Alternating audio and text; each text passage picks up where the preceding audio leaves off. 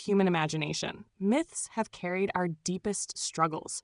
Struggles against forces greater than ourselves, struggles against the limits of the world, struggles against the very hand of fate. These stories are not just tales. They are mirrors of our own desires, our own fears, our own endless questions. They speak of gods, of mortals, of powers we cannot control, and yet they speak also of courage, of persistence, of a refusal to surrender. Across the lands, from east to west, from ancient kingdoms to distant mountains, humans have told stories to make sense of the impossible, to give meaning to the struggles we cannot escape. Time and time again, these myths remind us of one unchanging truth. No matter how vast the ocean, no matter how heavy the stone, no matter how cruel the punishment, there is a spark within that refuses to be extinguished. A spark that seeks to endure, a spark that seeks to fight, a spark that seeks to leave a mark, even in the face of impossible odds.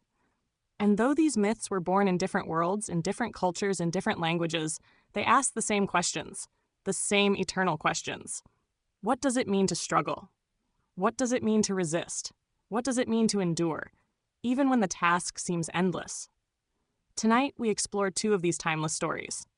Stories of struggle, stories of defiance, stories of impossible tasks, and the unyielding spirit that drives them. Stories that may seem far away, yet somehow feel close to all of us, for they reflect the same spark that burns in every human heart, the spark that refuses to surrender. Listen well, dear friends, for this is a story from the ancient times, a tale passed down through generations. It is the story of a young princess, of sorrow, of courage, and of a tiny bird who defied the mighty sea. Long, long ago, there was the great flame emperor, Yandi.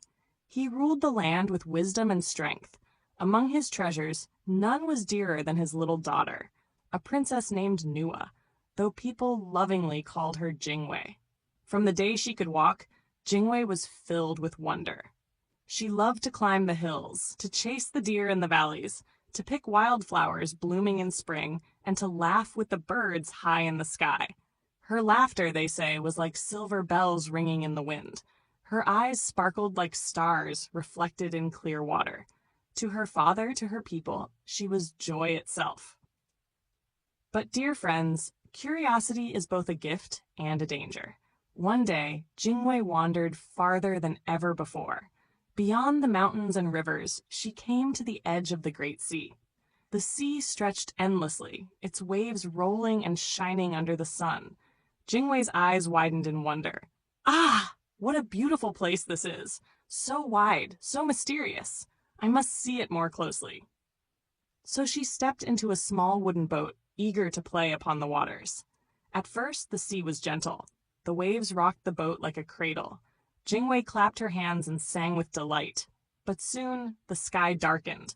The wind began to howl.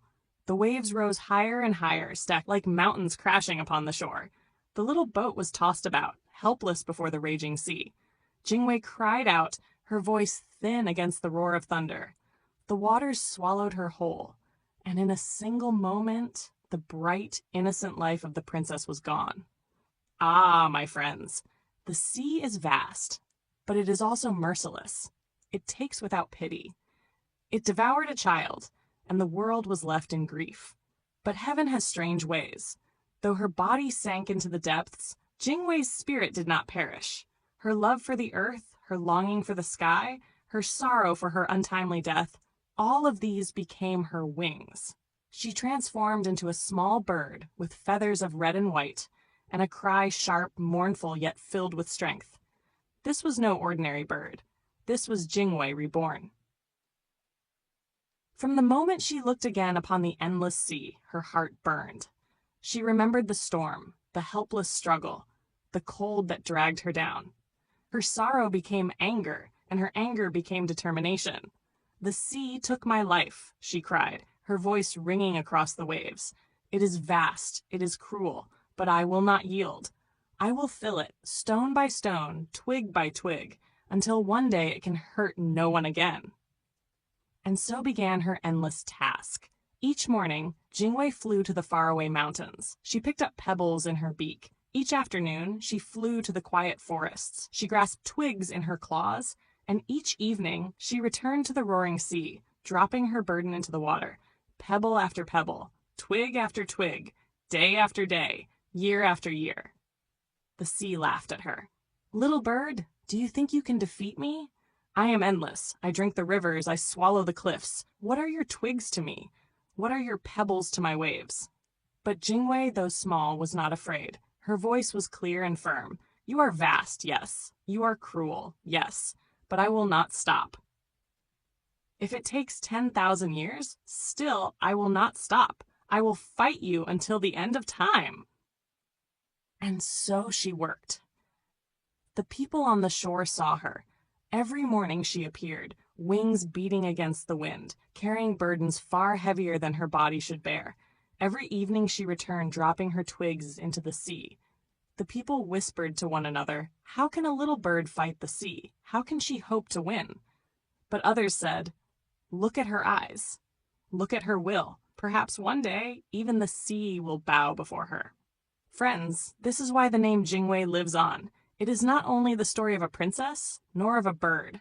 It is the story of perseverance, of defiance against fate, of courage that refuses to die. Even now, when people face impossible tasks, they remember Jingwei, the little bird who vowed to fill the sea, and whose spirit still sings in the wind. So I ask you, when the waves of life rise against you, when storms rage and hope seems lost, will you remember Jingwei? Will you too keep flying, stone by stone, twig by twig, until the impossible becomes possible? For though the sea is vast, the heart's determination is greater still. And that, dear friends, is the legend of Jingwei filling the sea. In the heart of ancient Greece, there was a man named Sisyphus, the cunning king of Corinth. He was clever, ambitious, and bold, so bold that he dared to challenge the gods themselves.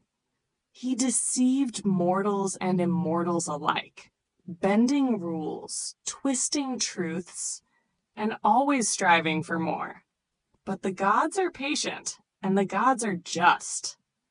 For his hubris and trickery, Zeus, king of the gods, delivered a punishment unlike any other. Sisyphus was condemned to a fate both simple and cruel.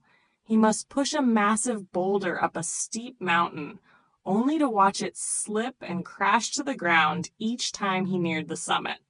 And then he must begin again. Forever. Imagine the weight of that stone, the harshness of the mountain, the endless repetition. Step after step, Sisyphus pushes with all his might, muscles straining, sweat streaming down his face, heart pounding with exertion and frustration. He climbs, he struggles, he labors. And yet, the moment of relief, the moment of triumph, is always snatched away, leaving him to start anew. At first glance, it seems cruel, pointless, even hopeless. Why would anyone endure such a fate? Why continue when the task can never be completed? And yet, in Sisyphus's struggle lies a profound truth. A truth that resonates far beyond the mountain he climbs.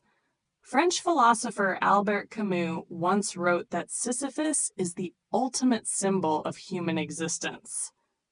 Life itself can feel like an endless push, full of obstacles, disappointments, and frustrations.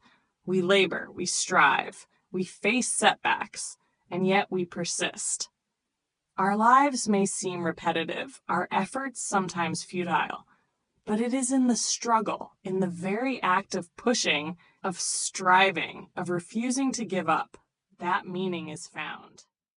Though these two myths come from worlds apart, they speak to the same truth. Jingwei, the little bird, refuses to accept her fate, tirelessly carrying twigs and stones to fill the boundless sea. Her struggle is born of grief and defiance, a fight against the unstoppable forces of nature itself. Sisyphus, the cunning king, is condemned to push his boulder up a mountain for eternity, his efforts seemingly endless, his task forever doomed to repeat. His struggle is born of punishment and consequence, a fight against the unyielding weight of destiny. One seeks to change the world, the other must endure its unchangeable laws, yet both reveal the same profound lesson. The human spirit refuses to surrender. We persist, we resist, we strive, even when the odds are impossible, even when success may never come.